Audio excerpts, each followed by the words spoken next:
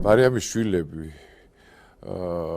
თქვენით რომ 4 შვილი ყავს მარიამს და ბოლო 2 შვილი ყავს ესე ვთქვათ ნათლულები პატრიარქის და საერთოდ ჩემ გარშემო ვინც არიან ხო აკა არის კიდე ჩემი ჯიჯიხია იმის შვილიც მესამე შვილიც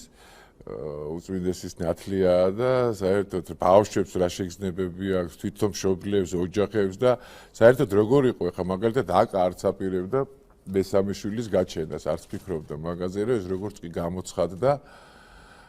მესამე შვილი მისი ალექსანდრე რომელიც ხა უკვე დიდი ბიჭია ფაქტიურად არის ალბათ 13 წლის ბიჭია რა უკვე ჩემზე მაღალია პრინციპში რა ხო და ერთ-ერთი პირველი ნათლული იყო აი პირველი იმიდან რომელიც უწმინდესმა მონათლა და დავინახეთ ეს რა იყო რაღაც მე არ ვიცი ეს რა გრძნობა იყო შიგნით რომ ამდენ ახალგაზრდას ამდენ ბავშვს ამდენ თეთრვად ვარდით მისულ ბავშვებს აი ამხელა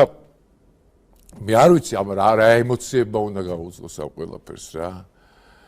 მართლა არ ვიცი რა ემოციებმა უნდა გაუძლოს ჩვენ ბედნიერები ვართ დედა რა ბედნიერები ვართ რომ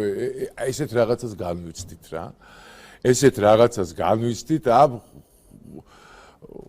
ღვთისპირიდან გადავარდნილ დასამყაროში რა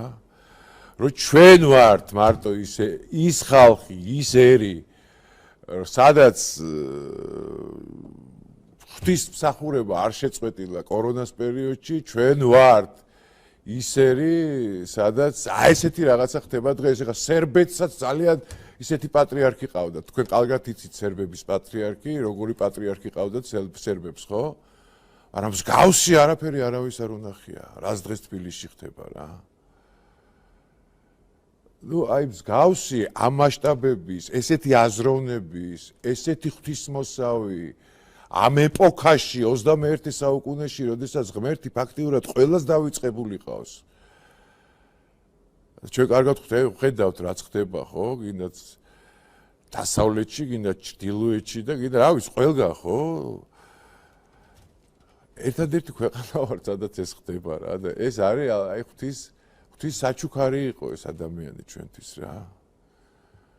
და საერთოდ ყველა ადამიანი ვინც დღეს იქ მიდი მოდის და ამ დინარეში მონაწილეობს ყველა ღვთის საჩუქრები ვართ რა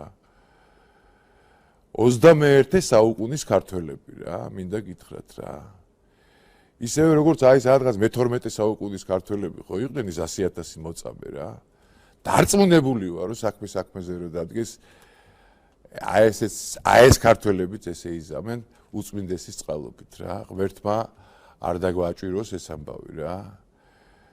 და ქვეყანაში სადაც ნომერ პირველი ადგილი უჭირავს იესოს ის ქვეყანა ყოველთვის გადარჩება და ყოველთვის გადარჩენილია რა